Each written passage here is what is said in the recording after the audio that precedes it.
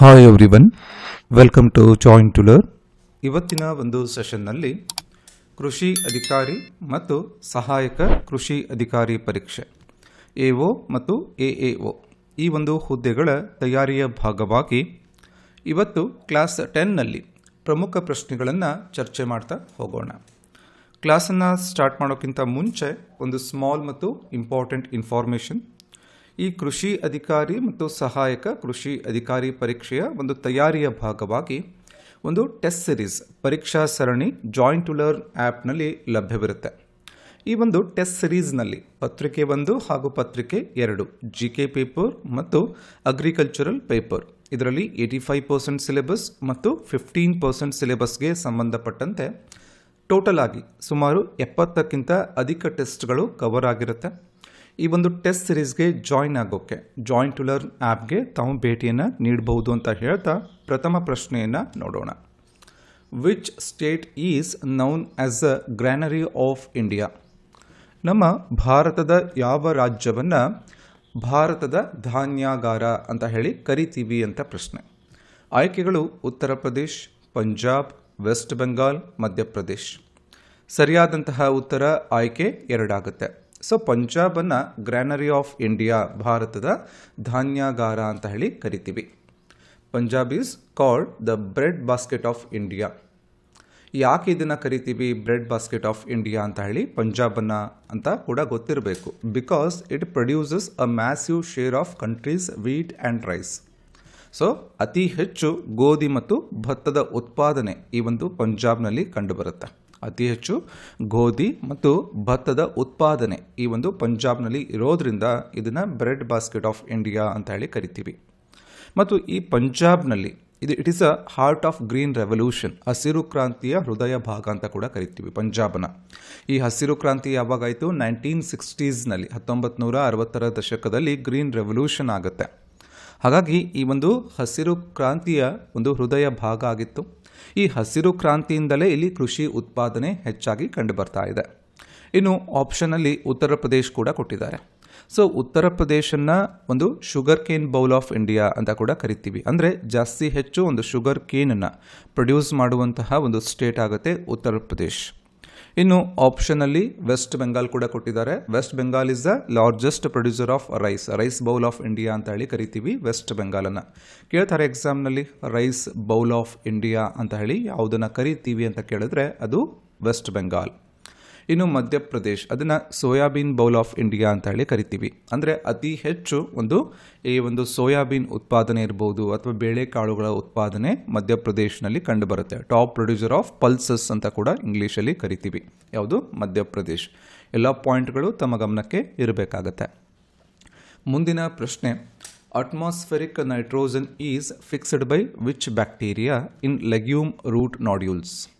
ಈ ದ್ವಿದಳ ಧಾನ್ಯದ ಏನು ಬೇರಿರುತ್ತೆ ಆ ಬೇರಿನ ಗಂಟುಗಳಲ್ಲಿ ವಾತಾವರಣದ ಸಾರಜನಕವನ್ನು ಯಾವ ಬ್ಯಾಕ್ಟೀರಿಯಾ ಸ್ಥಿರೀಕರಣಗೊಳಿಸುತ್ತದೆ ಅಂತ ಪ್ರಶ್ನೆ. ಆಯ್ಕೆಗಳು ಅಸ್ಟೋಬ್ಯಾಕ್ಟರ್, ರೈಸೋಬಿಯಂ, ನೈಟ್ರೋಸೋಮೋನಾಸ್, ಸ್ಯೂಡೋಮೋನಾಸ್. ಸರಿಯಾದಂತಹ ಉತ್ತರ ಆಯ್ಕೆ 2 ಆಗುತ್ತೆ. ಸೊ ರೈಸೋಬಿಯಂ ಬ್ಯಾಕ್ಟೀರಿಯಾ ಏನಿದೆ ಇದು ಒಂದು ಅಟ್ಮಾಸ್ಫಿರಿಕ್ ನೈಟ್ರೋಜನನ್ನು ಫಿಕ್ಸ್ಡ್ ಮಾಡುತ್ತೆ. ಯಾವುದು? Rhizobium bacteria. ಎಲ್ಲಿ? ಲೆಗ್ಯೂಮ್ ರೂಟ್ ನಾಡ್ಯೂಲ್ಸ್ನಲ್ಲಿ. So rhizobium bacteria legume root ನಾಡ್ಯೂಲ್ಸ್ನಲ್ಲಿ, ದ್ವಿದಳ ಧಾನ್ಯದ ಬೇರಿನ ಗಂಟುಗಳಲ್ಲಿ ಈ ವಾತಾವರಣದ ನೈಟ್ರೋಜನನ್ನು ಸ್ಥಿರೀಕರಣಗೊಳಿಸುತ್ತೆ. ಸೊ ರೈಸೋಬಿಯಂ ಅನ್ನೋದು ಒಂದು ಸಿಂಬಯೋಟಿಕ್ ಬ್ಯಾಕ್ಟೀರಿಯಂ ಆಗುತ್ತೆ. ಸೊ ರೈಸೋಬಿಯಂ ಏನಿದೆ ಅದೊಂದು ಸಹಜೀವನ ಬ್ಯಾಕ್ಟೀರಿಯಾ, ಸಿಂಬಯೋಟಿಕ್ ಬ್ಯಾಕ್ಟೀರಿಯಾ ಆಗಿರುತ್ತೆ. ಏನು ಮಾಡುತ್ತಿದ್ದು? It converts atmospheric nitrogen into ammonia. Atmospheric ನೈಟ್ರೋಜನನ್ನು ಅಮೋನಿಯಾ ಆಗಿ ಕನ್ವರ್ಟ್ ಮಾಡುತ್ತೆ. Specifically within the root nodules of legumes like beans and peas. ಮುಖ್ಯವಾಗಿ ಈ ದ್ವಿದಳ ಧಾನ್ಯಗಳೇನಿರುತ್ತೆ, ಉದಾಹರಣೆಗೆ ಹುರುಳಿ ಇರ್ಬೋದು ಅಥವಾ ಬಟಾಣಿ ಇರ್ಬೋದು, ಈ ದ್ವಿದಳ ಧಾನ್ಯಗಳ ಒಂದು ಬೇರಿನ ಗಂಟುಗಳಲ್ಲಿ ವಾತಾವರಣದ ಒಂದು ಸಾರಜನಕವನ್ನು, ಅಟ್ಮಾಸ್ಫೆರಿಕ್ ನೈಟ್ರೋಜನನ್ನು ಅಮೋನಿಯಾ ಆಗಿ ಪರಿವರ್ತಿಸುವಂತಹ ಒಂದು ಸಹಜೀವನ ಬ್ಯಾಕ್ಟೀರಿಯಾ ಆಗುತ್ತೆ ರೈಸೋಬಿಯಂ. ಇನ್ನು ಆಪ್ಷನ್ಸಲ್ಲಿ ನೋಡಿದಾಗ ಅಸ್ಟೋಬ್ಯಾಕ್ಟರ್ ಕೂಡ ಕೊಟ್ಟಿದ್ದಾರೆ. ಏನು ಅಸ್ಟೋಬ್ಯಾಕ್ಟರ್? ಸೊ ಅಸ್ಟೋಬ್ಯಾಕ್ಟರ್ ಏನಿದೆ ಅದೊಂದು free living nitrogen fixing bacteria. So ಅದೊಂದು free living nitrogen fixing bacteria found in soil that does not require a host plant. So azotobacter ಅನ್ನೋದು ಒಂದು ಮಣ್ಣಿನಲ್ಲಿ ಮುಕ್ತವಾಗಿ ವಾಸಿಸುವಂತಹ ಒಂದು ಬ್ಯಾಕ್ಟೀರಿಯಾ. ಈ ಅಸ್ಟೋಬ್ಯಾಕ್ಟರ್ಗೆ ಒಂದು ಹೋಸ್ಟ್ ಪ್ಲಾಂಟ್ನ ಅಗತ್ಯ ಇರೋದಿಲ್ಲ. ಬಟ್ ರೈಸೋಬಿಯಂಗೆ ಒಂದು ಹೋಸ್ಟ್ ಪ್ಲಾಂಟ್ನ ಅಗತ್ಯ ಇರುತ್ತೆ. ಬಟ್ ಅಸ್ಟೋಬ್ಯಾಕ್ಟರ್ಗೆ ಒಂದು ಹೋಸ್ಟ್ ಪ್ಲಾಂಟ್ನ ಅಗತ್ಯ ಇರೋದಿಲ್ಲ. ಇದು ಒಂದು ಸಾರಜನಕವನ್ನು ಸ್ಥಿರೀಕರಿಸುವಂತಹ ಮತ್ತು ಮುಕ್ತವಾಗಿ ವಾಸ ಮಾಡುವಂತಹ ಒಂದು ಬ್ಯಾಕ್ಟೀರಿಯಾ. ಯಾವುದು? ಅಸ್ಟೋಬ್ಯಾಕ್ಟರ್. ಇನ್ನು ನೈಟ್ರೋಸೋಮೋನಾಸ್ ಕೂಡ ಆಪ್ಷನಲ್ಲಿ ಕೊಟ್ಟಿದ್ದಾರೆ.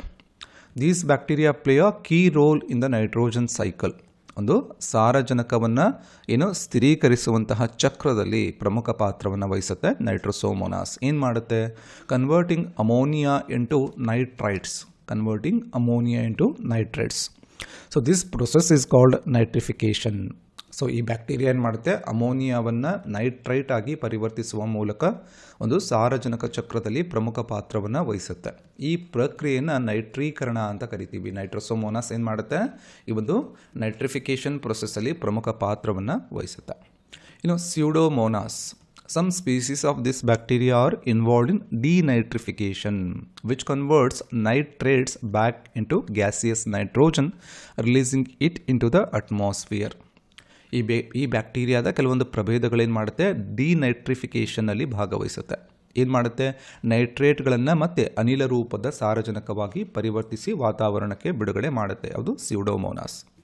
ಇನ್ನು ಸಿಂಬಯೋಸಿಸ್ ಅಂತ ಕೊಟ್ಟಿದ್ದಾರೆ. ಏನು ಸಿಂಬಯೋಸಿಸ್ ಅಂದರೆ ಸಹಜೀವನ ಅಂತ ಕರಿತೀವಿ.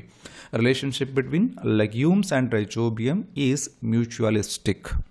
ದ್ವಿದಳ ಧಾನ್ಯ ಮತ್ತು ರೈಜೋಬಿಯಂ ನಡುವಿನ ಸಂಬಂಧ ಏನಿರುತ್ತೆ ಅದು ಪರಸ್ಪರ ಪೂರಕವಾಗಿರುತ್ತೆ.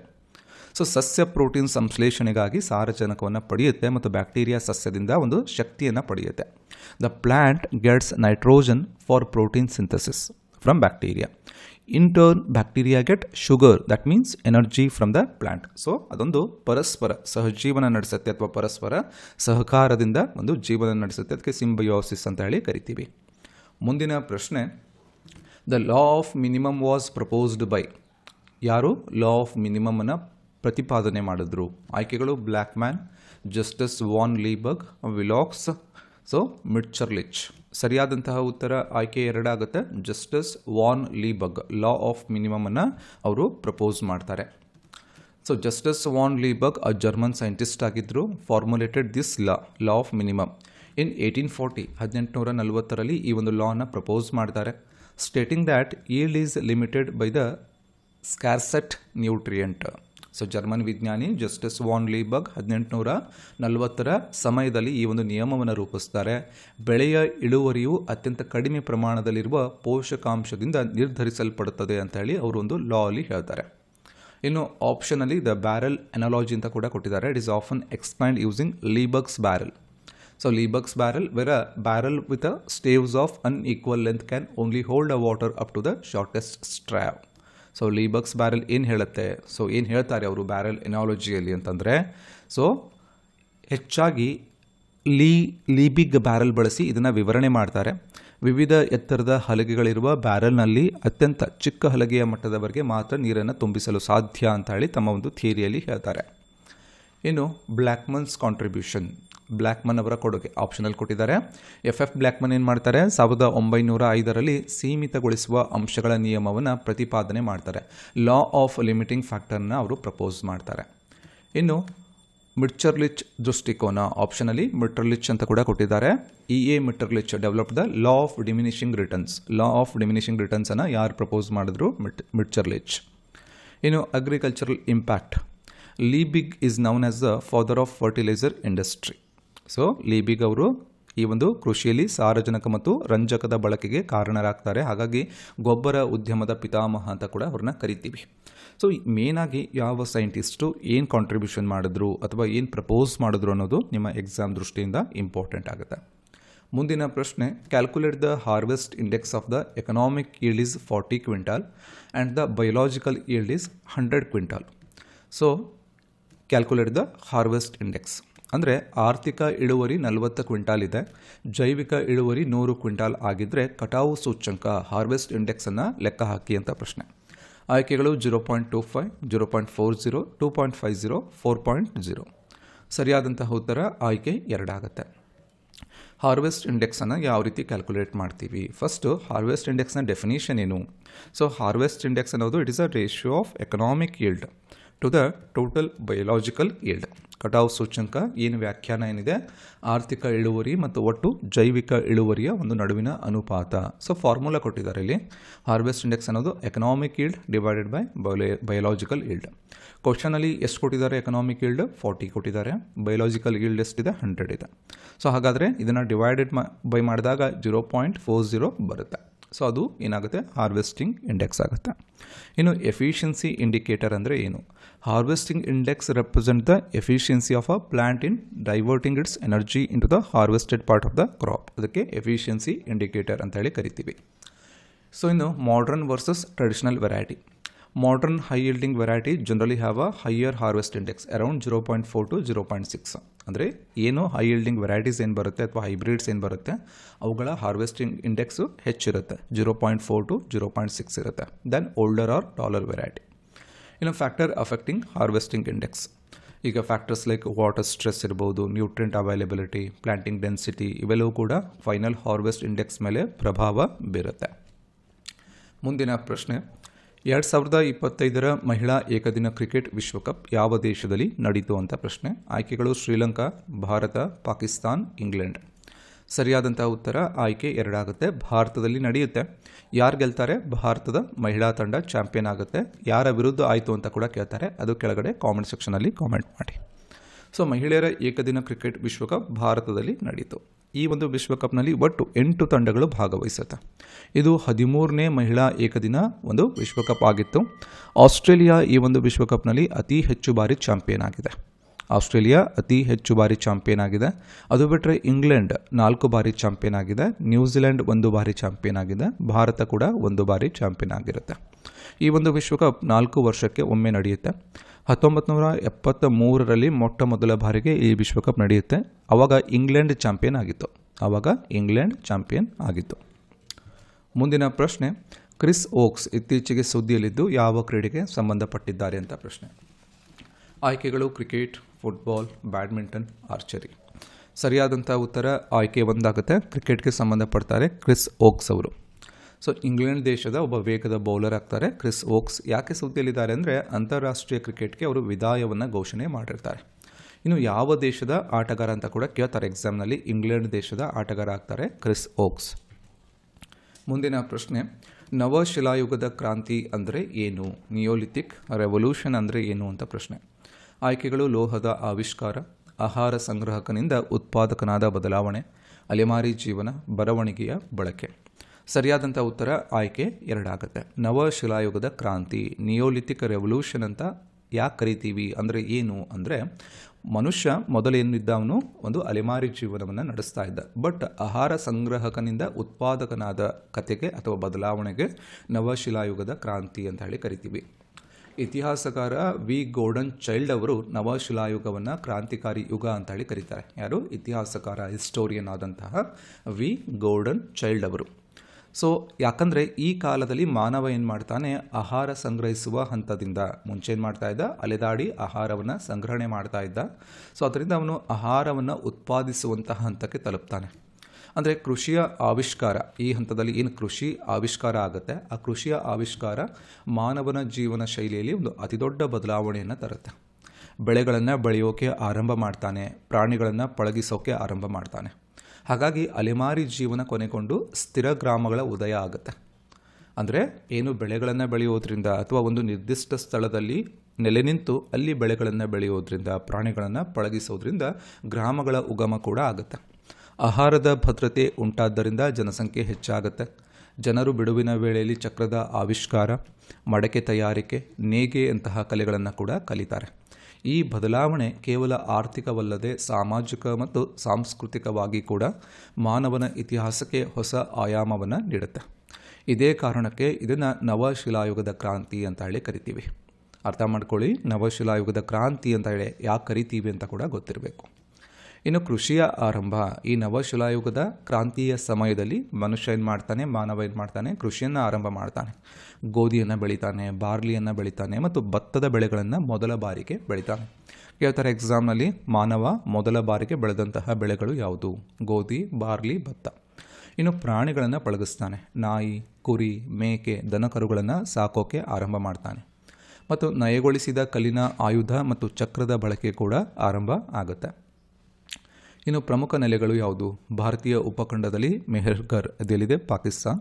ಕರ್ನಾಟಕದ ಸಂಗನಕಲ್ಲು, ಟಿ ನರಸೀಪುರ, ಇವೆಲ್ಲವೂ ಕೂಡ ನವಶಿಲಾಯುಗದ ಕ್ರಾಂತಿಗೆ ಒಂದು ಪ್ರಮುಖ ನೆಲೆಗಳಾಗುತ್ತೆ. ಮುಂದಿನ ಪ್ರಶ್ನೆ, ಐತಿಹ್ಯಗಳು ಯಾವ ವಿಧದ ಸಾಹಿತ್ಯಾಧಾರಕ್ಕೆ ಸೇರುತ್ತೆ? ಐತಿಹ್ಯಗಳು ಯಾವ ವಿಧದ ಸಾಹಿತ್ಯ ಆಧಾರಕ್ಕೆ ಸೇರುತ್ತವೆ ಅಥವಾ ಉದಾಹರಣೆ ಅಂತ ಪ್ರಶ್ನೆ. ಆಯ್ಕೆಗಳು ಲಿಖಿತ, ಮೌಖಿಕ, ವಿದೇಶೀಯ ಮತ್ತು ಶಾಸನ.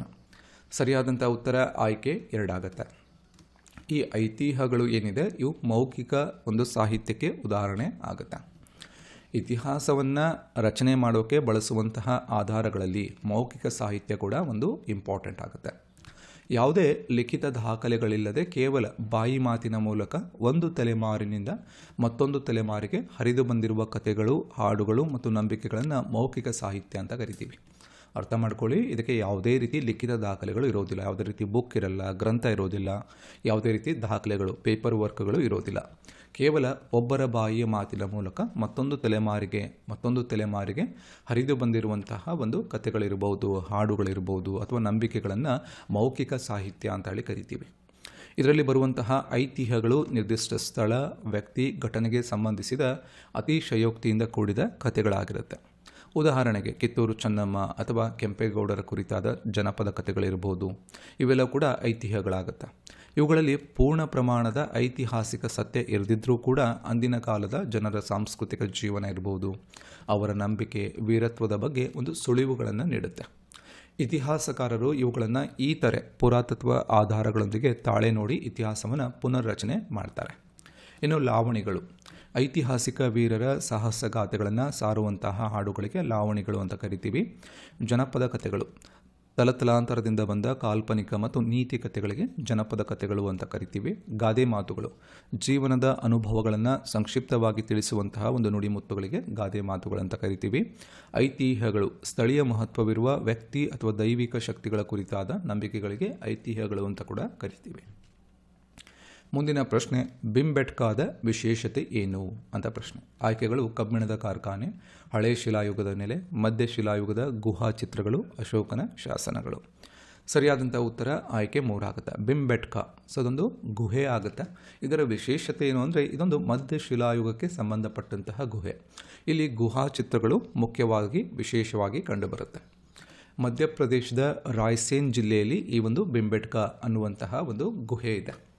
ಸೊ ಇಲ್ಲಿ ವಿಶ್ವದ ಅತ್ಯಂತ ಹಳೆಯ ಮತ್ತು ಪ್ರಸಿದ್ಧ ಗುಹಾ ಚಿತ್ರಗಳು ಕಂಡುಬರುತ್ತೆ. ಈ ಗುಹೆಯಲ್ಲಿ ಮುಖ್ಯವಾಗಿ ಮಧ್ಯಶಿಲಾಯುಗ, ಮೀಸೋಲಿಥಿಕ್, ಈ ಸಮಯದಲ್ಲಿ ಮಾನವರು ಬಿಡಿಸಿದ 100 ವರ್ಣರಂಜಿತ ಚಿತ್ರಗಳು ಕಂಡುಬರುತ್ತೆ. ಇವರು ಚಿತ್ರಕಲೆಗಾಗಿ ಕೆಂಪು ಮತ್ತು ಬಿಳಿ ಬಣ್ಣಗಳನ್ನು ಹೆಚ್ಚಾಗಿ ಬಳಸಿದ್ದಾರೆ. ಈ ಒಂದು ಗುಹೆಯಲ್ಲಿ ಒಂದು ಕೆತ್ತಿರುವಂತಹ ಅಥವಾ ರಚನೆ ಮಾಡಿರುವಂತಹ ಚಿತ್ರಗಳಲ್ಲಿ ಕೆಂಪು ಮತ್ತು ಬಿಳಿ ಬಣ್ಣಗಳನ್ನು ಹೆಚ್ಚಾಗಿ ಬಳಸಿದ್ದಾರೆ. ಈ ಬಣ್ಣಗಳನ್ನು ನೈಸರ್ಗಿಕ ಖನಿಜಗಳಿಂದ ತಯಾರು ಮಾಡಿದ್ದಾರೆ. ಈ ಚಿತ್ರಗಳಲ್ಲಿ ಪ್ರಾಣಿಗಳ ಬೇಟೆ, ನೃತ್ಯ, ಹಬ್ಬದ ಆಚರಣೆ ಮತ್ತು ಗುಂಪು ಜೀವನದ ದೃಶ್ಯಗಳನ್ನು ಚಿತ್ರಣ ಮಾಡಿದ್ದಾರೆ. ಯಾವುದನ್ನು ಚಿತ್ರಣ ಮಾಡಿದ್ದಾರೆ? ಪ್ರಾಣಿಗಳ ಬೇಟೆ, ನೃತ್ಯ ಇರ್ಬೋದು, ಹಬ್ಬದ ಆಚರಣೆ, ಗುಂಪು ಜೀವನದ ದೃಶ್ಯಗಳನ್ನು ಚಿತ್ರಣ ಮಾಡಿದ್ದಾರೆ. ಇವು ಅಂದಿನ ಮಾನವನ ಸಾಮಾಜಿಕ ಜೀವನಕ್ಕೆ ಕನ್ನಡಿ ಹಿಡಿಯುತ್ತೆ. ಇದರ ಐತಿಹಾಸಿಕ ಮತ್ತು ಸಾಂಸ್ಕೃತಿಕ ಮಹತ್ವವನ್ನು ಪರಿಗಣಿಸಿ ಯುನೆಸ್ಕೋ ಇದನ್ನು ವಿಶ್ವ ಪಾರಂಪರಿಕ ತಾಣ ಅಂತ ಹೇಳಿ ಘೋಷಣೆ ಮಾಡಿರುತ್ತೆ. ಎಕ್ಸಾಮಲ್ಲಿ ಕೇಳ್ತಾರೆ, ಈ ಭೀಂಬೆಟ್ಕಾ ಗುಹೆ ಎಲ್ಲಿ ಕಂಡು ಬರುತ್ತೆ ಅಂತ ಕೇಳ್ತಾರೆ. ಮಧ್ಯಪ್ರದೇಶದ ವಿಂಧ್ಯ ಪರ್ವತದ ಶ್ರೇಣಿಯಲ್ಲಿ ಕಂಡುಬರುತ್ತೆ. 1957ರಲ್ಲಿ ಇದನ್ನು ಪುರಾತತ್ವ ಶಾಸ್ತ್ರಜ್ಞ ಡಾಕ್ಟರ್ VS ವಾಕಂಕರ್ ಅವರು ಇದನ್ನು ಪತ್ತೆ ಮಾಡ್ತಾರೆ, ಈ ಗುಹೆಗಳನ್ನು. ಈ ಒಂದು ಚಿತ್ರಗಳ ವಿಶೇಷತೆ ಏನು ಅಂದರೆ ಕಾಡು ಹಂದಿ, ಆನೆ, ಜಿಂಕೆಗಳ ಬೇಟೆ, ಮಾನವರ ಸಾಮೂಹಿಕ ನೃತ್ಯದ ದೃಶ್ಯಗಳು ಇಲ್ಲಿ ಕಂಡುಬರುತ್ತೆ. ಸಾವಿರಾರು ವರ್ಷಗಳಾದರೂ ಕೂಡ ಈ ಚಿತ್ರಗಳ ಬಣ್ಣ ಮಾಸದೇ ಇರುವುದು ಅಂದಿನ ಮಾನವರ ತಾಂತ್ರಿಕ ಜ್ಞಾನಕ್ಕೆ ಒಂದು ಸಾಕ್ಷಿ ಆಗುತ್ತೆ. ಮುಂದಿನ ಪ್ರಶ್ನೆ, ಇತಿಹಾಸದ ವರ್ಗೀಕರಣದಲ್ಲಿ ಅಕ್ಷರ ಜ್ಞಾನ ಯಾಕೆ ಮುಖ್ಯ ಮಾನದಂಡ ಅಂತ ಪ್ರಶ್ನೆ. ಆಯ್ಕೆಗಳು, ಅದು ಇತಿಹಾಸವನ್ನು ವಿಜ್ಞಾನವಾಗಿ ಮಾಡುತ್ತದೆ, ಅದು ಇತಿಹಾಸದ ಅಧ್ಯಯನಕ್ಕೆ ಆಧಾರಗಳನ್ನು ಮಿತಿಗೊಳಿಸುತ್ತದೆ ಅಥವಾ ವಿವರಿಸುತ್ತದೆ, ಇದು ಕೇವಲ ರಾಜರನ್ನು ತಿಳಿಯಲು ಎಲ್ಲರೂ ಅಕ್ಷರಸ್ಥರಾಗಿದ್ದರು. ಸರಿಯಾದಂಥ ಉತ್ತರ ಆಯ್ಕೆ 2 ಆಗುತ್ತೆ. ಅದು ಇತಿಹಾಸದ ಅಧ್ಯಯನಕ್ಕೆ ಆಧಾರಗಳನ್ನು ಮಿತಿಗೊಳಿಸುತ್ತೆ ಅಥವಾ ವಿವರಿಸುತ್ತೆ. ಹಾಗಾಗಿ ಅಕ್ಷರ ಜ್ಞಾನ ಮುಖ್ಯ ಆಗುತ್ತೆ. ಈ ಇತಿಹಾಸವನ್ನು ವೈಜ್ಞಾನಿಕವಾಗಿ ವರ್ಗೀಕರಣ ಮಾಡೋಕ್ಕೆ ಮಾನವನು ಬಳಸುತ್ತಿದ್ದ ಲಿಪಿ ಅಥವಾ ಅಕ್ಷರ ಜ್ಞಾನವನ್ನು ಪ್ರಮುಖ ಮಾನದಂಡವಾಗಿ ಬಳಸಲಾಗುತ್ತೆ. ಲಿಪಿ ಇಲ್ಲದ ಕಾಲವನ್ನು, ಮಾನವನ ಜೀವನವನ್ನು ತಿಳಿಯೋಕ್ಕೆ ನಮಗೆ ಕೇವಲ ಮಣ್ಣಿನ ಮಡಕೆ, ಕಲ್ಲಿನ ಆಯುಧ ಮತ್ತು ಮೂಳೆಗಳಂತಹ ಪುರಾತತ್ವ ಆಧಾರ ಲಭ್ಯವಿರುತ್ತೆ. ಅಂದರೆ ಲಿಪಿ ಇಲ್ಲದ ಕಾಲದಲ್ಲಿ ಇದನ್ನು ಪ್ರಾಕ್ ಇತಿಹಾಸ ಕಾಲ ಅಂತ ಹೇಳಿ ಕರಿತೀವಿ. ಲಿಪಿ ಇಲ್ಲದ ಕಾಲ ಪ್ರಾಕ್ ಇತಿಹಾಸ ಕಾಲ. ಯಾವಾಗ ಮಾನವ ಬರೆಯುವುದನ್ನು ಕಲಿತ ಆಗಿನಿಂದ ನಮಗೆ ಶಾಸನಗಳಿರ್ಬೋದು, ತಾಳೆಗರಿಗಳು, ಪುಸ್ತಕಗಳು ಇವೆಲ್ಲವೂ ಕೂಡ ಲಿಖಿತ ಸಾಹಿತ್ಯ ಆಧಾರಗಳ ರೂಪದಲ್ಲಿ ನಮಗೆ ಸಿಗೋಕೆ ಆರಂಭ ಆಯಿತು.